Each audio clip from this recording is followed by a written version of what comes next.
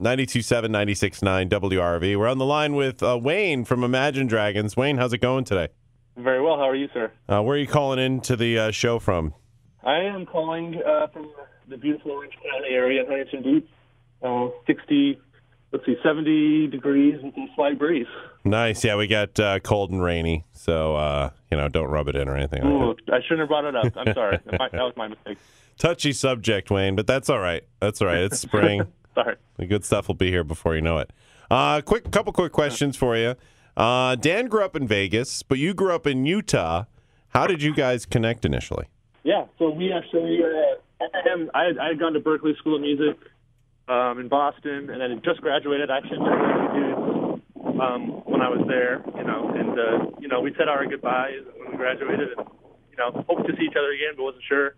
Then I went home to Utah, and Dan was going to school in Utah at the time, so I was just kind of checking out the local scene, and just went to this place called Valor, which is this really tiny club where people play in Provo, Utah, and I saw him play, and I was pretty impressed by him. He's developed a lot since then, but even at that time, he had a lot of presence and had an awesome voice, and so yeah, I don't know. I just kind of struck up a conversation with him after the show, and I was kind of serious about doing music. I mean, obviously, I went to school for it. He was serious about it too, so we just kind of decided to get together and start a band. Awesome, man. Success came pretty quickly for you guys. How was that adjustment to going from, kind of this anonymous person to someone you're getting recognized walking down the street? I mean, it's weird, honestly. It's kind of strange, but for us, it wasn't like the most yes, once Night Visions came out, it did seem to kind of take off. So I definitely see why people would say that.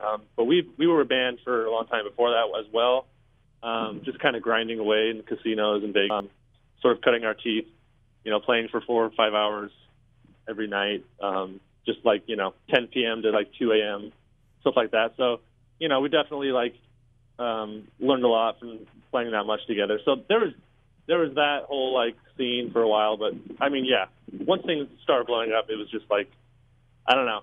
I feel like it was we were in the eye of the storm, and you have the worst possible perspective of everything that's going on, because you're just wait, what's going on? So I think we're finally now starting to realize, just how cool everything is, and how lucky we are, and taking this time off has been pretty helpful for that.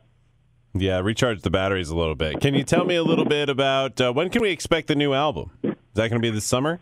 Yeah, good question. Album?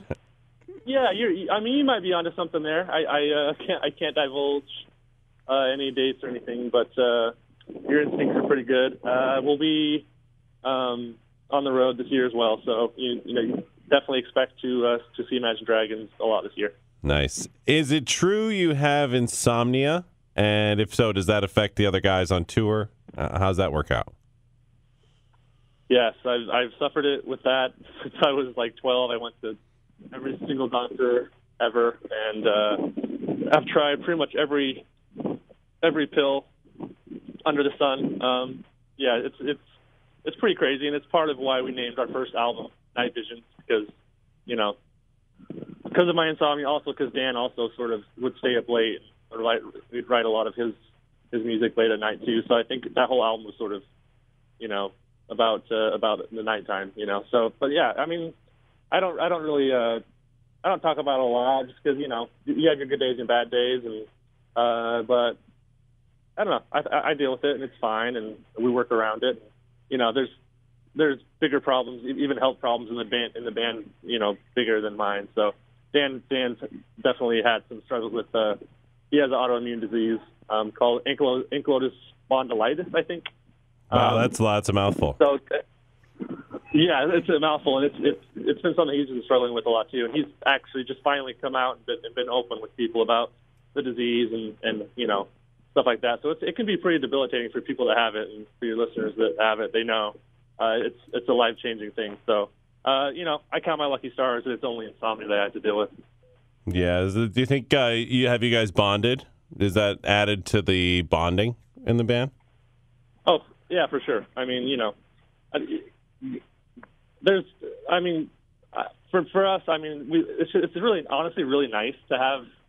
I don't know. I kind of feel bad for the pop stars that only have themselves, like, and like the whole like team kind of moves around them. Like for the four of us have been.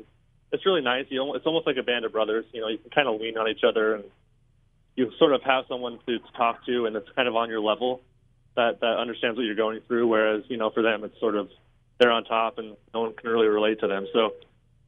For that reason alone, I would suggest to be in a band. Nice, man. Sounds good. One final question. I'll let you get going. Will we ever see a reunion of your college band, the Electric Electrics? I just like the name. I like the name.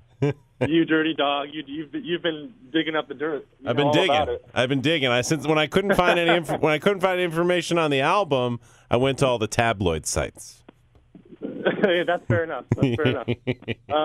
Yeah, the tabloids. I don't know if they'd even touch this one. It's a nerdy, jazz, pretty heady stuff. So I don't know how many people would be into it, but we definitely were knee deep into the jazz stuff. The world needs more jazz, Wayne. The world needs more jazz. The world needs more jazz. Yes, that's what Ryan Gosling says. So it must be true. Something like that, right? But Wayne, thanks for taking a couple minutes out of your day. Appreciate it. And we'll see you out on the road this summer. Looking forward to hearing what you guys have in store for the new album.